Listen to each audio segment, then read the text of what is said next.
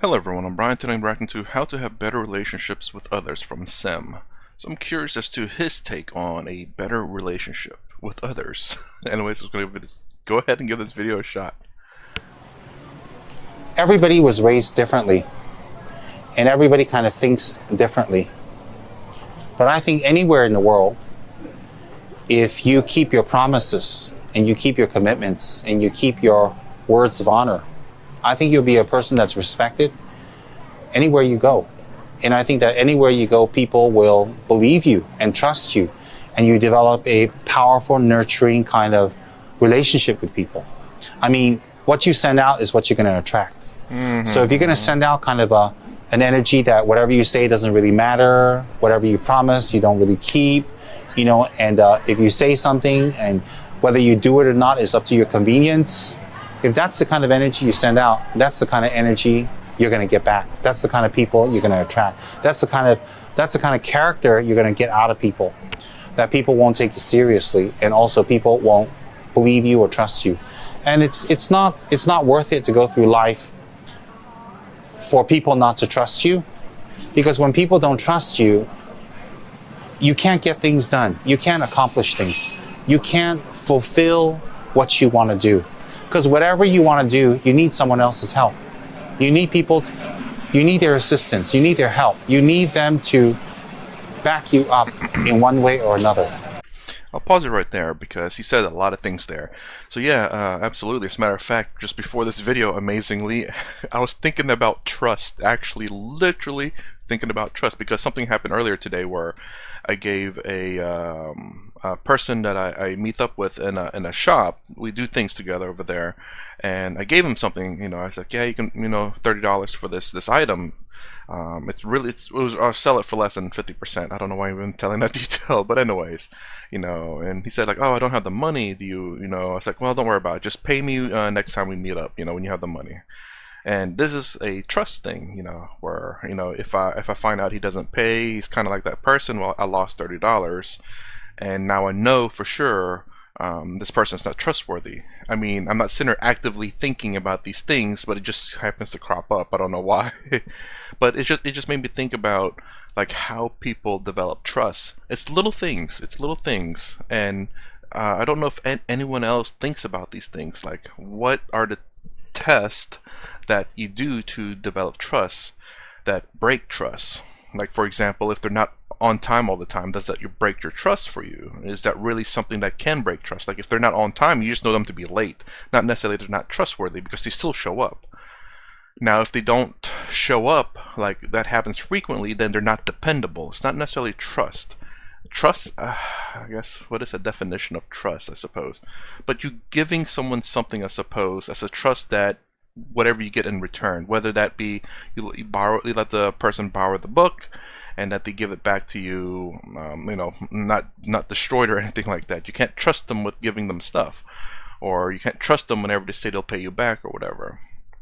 I don't know, do you guys ever think about like how trust is developed between you and your friend's relationship, or you and a stranger's relationship, how it all starts?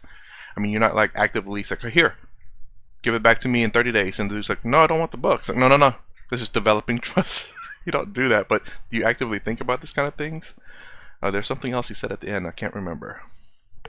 And if people don't trust you, they're not going to back you up. That's the other thing, sorry.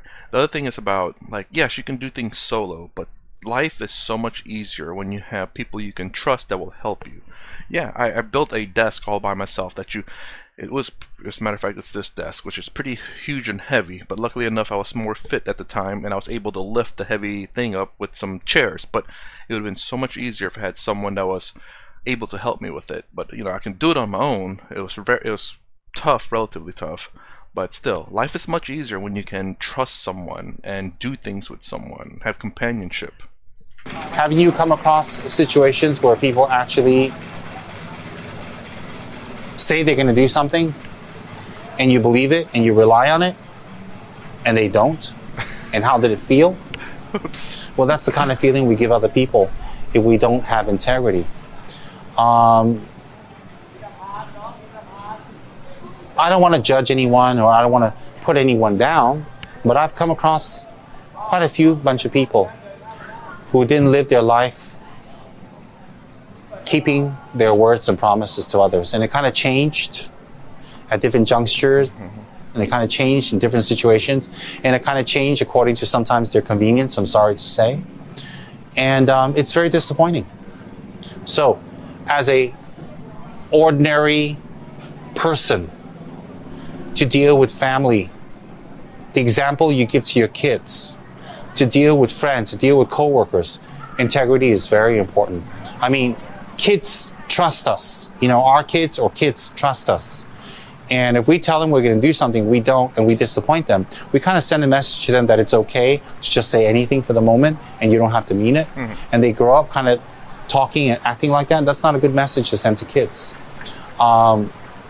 If that's the kind of message we send to coworkers or to our partner or to our wives and husbands, the relationship is not going to be based on truth.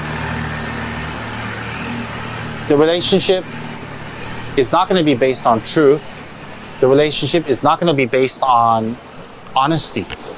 And when the relationship is not based on honesty, is it a real relationship? You know, so that's what we have to check out for ourselves. It's not for me to check out, but it's for ourselves to check out. And so it's kind of hard sometimes for people, so for some people, to do what they promise, to do what they say. And it makes people suffer. People who are around us, and if we don't have integrity, we make them suffer. We make them filled with anxiety. We make them not like us and not respect us, and we make it very difficult for them to work with us. And after a while, they kind of shun us. After a while, they kind of avoid us. And we may have the best justification in the world for not fulfilling our commitments. But you know, if it's once too many times, if it's once too often, then we'll experience the results, the karmic results, the emotional results, which is people shun us. And I do want to speak on that. It's the fact that, yeah, don't get me wrong, like, if people miss every once in a while, they give you a very good reason, and you deem that reason to be very good. Obviously, family emergencies or things, maybe they don't want to say, just things come up. But if it doesn't happen too often, then, you know, things happen in life, you know. Not everything is smooth sailing in life. So I guess that's another thing to think about whenever you think about friendship, trust, and whatnot, relationships just in general, is to, you know, not to, I guess, perhaps judge too harshly if they miss one thing. You know, that's something that can happen. But it's trust is developed over time. And I don't know, like, trust is something that's developed over time. But I don't know, I never really thought about this, but it just made me think about this, that in terms of modern day where everything is so instantaneous, that are people developing trust in time, or are just relationships just broken immediately? Like, trust is not even developed at all, because, you know, people don't have time for that. they everything's so instantaneous that why isn't this also instantaneous as well? And this makes me think about, like, a long-term relationship, romantic relationship, where, you know, trust isn't even developed at all. Like, well, I don't know if it's the majority or minority, but there is a growing number of people who, you know, do everything essentially in the first time.